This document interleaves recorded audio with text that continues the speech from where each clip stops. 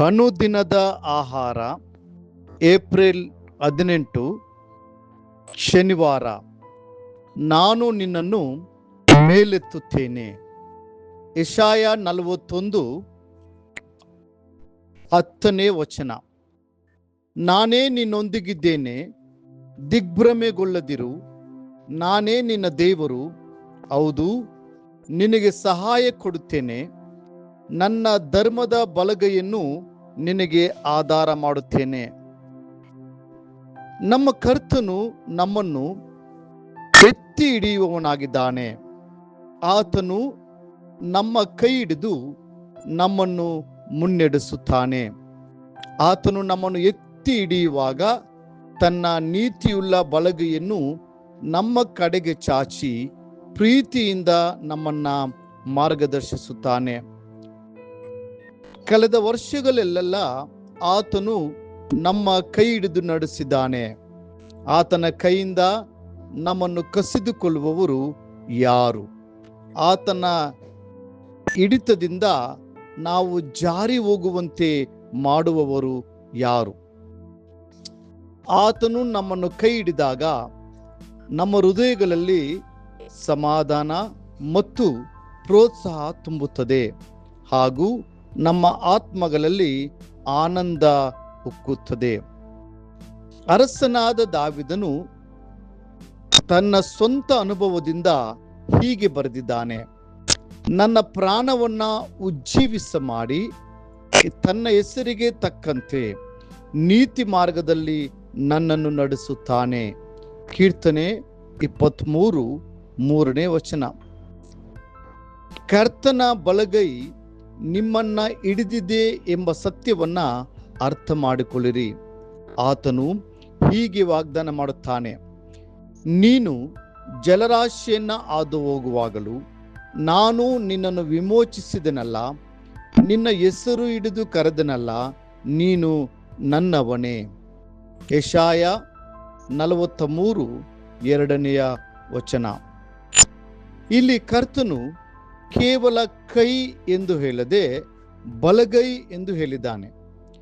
ಎಡಗೈಗೆ ಹೋಲಿಸಿದರೆ ಬಲಗೈ ಬಹು ವಿಶೇಷವಾದದ್ದು ಮತ್ತು ಶಕ್ತಿಯುತವಾದದ್ದು. ವಿವಾಹದ ಸಮಯದಲ್ಲಿ ವಧುವಿನ ಬಲಗೈಯನ್ನು ವರನ ಬಲಗೈಯೊಳಗೆ ಇರಿಸಲಾಗುತ್ತದೆ. ಕರ್ತನು ನಮ್ಮ ಆತ್ಮಗಳ ವರನಾಗಿದ್ದಾನೆ ಮತ್ತು ಆತನು ತನ್ನ ಬಲಗೈಯಿಂದ ನಮ್ಮನ್ನು ಹಿಡಿದಿದ್ದಾನೆ. ಯೇಸು ಕ್ರಿಸ್ತನು ಪುನರುತ್ಥಾನಗೊಂಡು ಆ ಪರಲೋಕಕ್ಕೆ ಏರಿ ಹೋದಾಗ ಆತನು ತಂದೆಯ ಎಡಭಾಗದಲ್ಲಿ ಕುಳಿತುಕೊಳ್ಳಲಿಲ್ಲ, ಬದಲಾಗಿ ಬಲಭಾಗದಲ್ಲಿ ಕುಳಿತುಕೊಂಡನು. ಅದೇ ರೀತಿ ನಾವು ಜಯಶಾಲಿಗಳಾಗಿ ಆ ಪರಲೋಕ ರಾಜ್ಯವನ್ನ ಪ್ರವೇಶಿಸಿದಾಗ ನಾವು ಸಹ ಕ್ರಿಸ್ತನೊಂದಿಗೆ ಮಹಿಮೆಯಲ್ಲಿ ಕುಳಿತುಕೊಳ್ಳುತ್ತೇವೆ. ನಮ್ಮ ಕರ್ತನು ಹೀಗೆ ಹೇಳುತ್ತಾನೆ: ನಾನು ಜಯ ಹೊಂದಿ ನನ್ನ ತಂದೆಯೊಡನೆ ಸಿಂಹಾಸನದಲ್ಲಿ ಕೂತುಕೊಂಡೆನು, ಹಾಗೆಯೇ ಜಯ ಹೊಂದುವವನನ್ನು ನನ್ನೊಡನೆ ಸಿಂಹಾಸನದಲ್ಲಿ ಕೂತುಕೊಳ್ಳುವಂತೆ ಮಾಡುವೆನು. ಪ್ರಕಟಣೆ 3:21. ಕರ್ತನ ಕೈ ಬಲವಾದ ಕೈಯಾಗಿದೆ.